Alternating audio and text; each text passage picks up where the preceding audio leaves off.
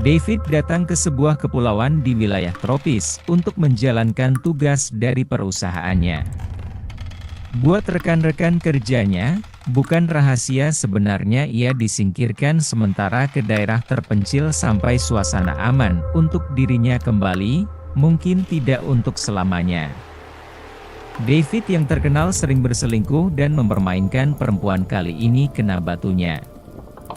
Beberapa bulan terakhir David mencoba mendekati seorang perempuan yang membuka sebuah kafe di dekat kantornya. Buat David yang dari keluarga berada, perempuan muda itu tampak seperti mangsa empuk yang menggiurkan buat dirinya. Ia lupa bahwa ia sudah berada di usia paruh baya dan perempuan itu mungkin lebih cocok menjadi anak daripada kekasihnya. Dengan berbagai usaha, David berusaha merayu sang pemilik kafe. Awalnya perempuan itu menyangka David hanyalah seorang langganan yang sering datang kembali, namun semakin lama, ia semakin gencar dalam menggoda perempuan itu. Sang pemilik kafe berusaha menolak David dengan halus, namun David menyangka perempuan itu berusaha menjual mahal dan membuat dirinya semakin penasaran. Namun David kali ini salah sasaran. Perempuan yang ia sangka adalah mangsa empuk, adalah putri seorang konglomerat besar, di mana keluarganya memiliki jaringan perusahaan yang jauh lebih besar daripada yang dimiliki oleh keluarga David. Yang membuat situasi semakin parah buat David, kekasih yang perempuan yang merupakan seorang tentara, pulang dari dinas, dan ia mendengar tentang David dari kekasih dan keluarganya. Pria muda itu dengan berang mencari David dengan dibantu kawan-kawannya, mereka ingin membuat perhitungan dengannya. Beruntung ayahnya David mendengar gosip tentang hal ini dan ia segera mencari cara agar putranya yang selalu menimbulkan masalah, dapat selamat dan tidak mencoreng nama perusahaannya dengan skandal. Kabur keluar kota atau bahkan keluar negeri dengan pesawat adalah suatu hal yang mustahil. Keluarga perempuan itu memiliki jaringan yang lebih luas daripada yang dimilikinya.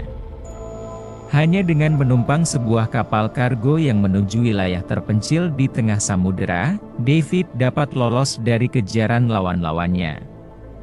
Ayahnya segera menyelundupkan David ke dalam kapal, dengan dalih melakukan tugas survei untuk perusahaannya.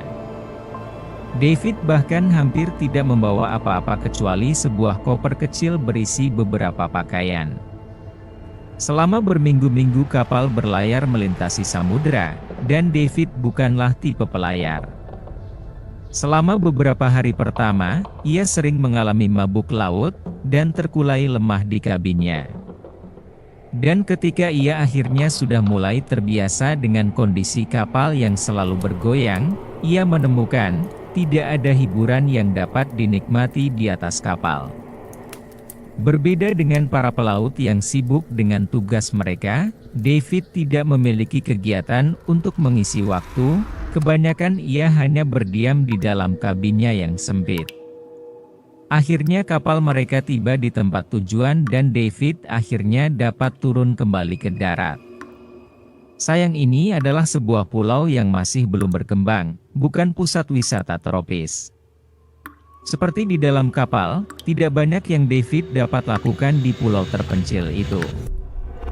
David ingin segera kembali, namun instruksi dari ayahnya sangat jelas, ia tidak boleh kembali untuk minimal setengah tahun, sampai suasana reda dan aman. David menghabiskan waktunya dengan berjalan-jalan di dalam kota, namun setelah 2 hari, tidak ada yang dapat lagi dilihat di kota kecil itu. Di hari ketiga, ia hendak mencoba melihat keluar kota. Saat ia hendak keluar dari kota kecil tempat ia menginap, para warga yang melihatnya, memperingatkan David, hati-hati dengan Abere, dan jangan mau masuk ke area rawa, jika ada yang memanggil. David tidak terlalu mempedulikan peringatan warga, lagi pula, untuk melindungi dirinya, ia menyembunyikan sebuah senjata api di pinggangnya. David berjalan sampai ia mencapai area yang sepi dan berbatasan dengan rawa. Ia sudah mulai bosan dan hendak berjalan kembali menuju hotel. Namun tiba-tiba ia mendengar suara orang mengobrol dan bersenda gurau. David yang penasaran, berjalan melintasi semak yang menutupi pemandangan. Ternyata asal suara itu adalah sekumpulan gadis muda, yang sedang mengumpulkan tanaman di pinggir rawa dan memeriksa bubuk tradisional dan menangkap ikan yang terperangkap di dalamnya. Mereka mengobrol tanpa mempedulikan David yang mengamati dari pinggir rawa. David, yang sudah berminggu-minggu terperangkap di kapal, kembali kepada naluri aslinya yang suka menggoda kaum perempuan, meskipun mereka juga lebih muda daripada dirinya. Namun di sini ia bukanlah seorang direktur dari perusahaan ternama, yang memiliki uang yang banyak dan koneksi yang luas. Ia hanya seorang lelaki asing yang setengah tua. David masih termenung memperhatikan para perempuan yang sedang sibuk bekerja. Tiba-tiba terdengar suara menghardik yang membuat para gadis muda berhenti mengobrol dan bekerja dengan lebih tekun. Dari arah yang berlawanan, datang seorang perempuan bertubuh tinggi semampai, wajahnya yang cantik terlihat galak, namun memberikan kesan eksotis.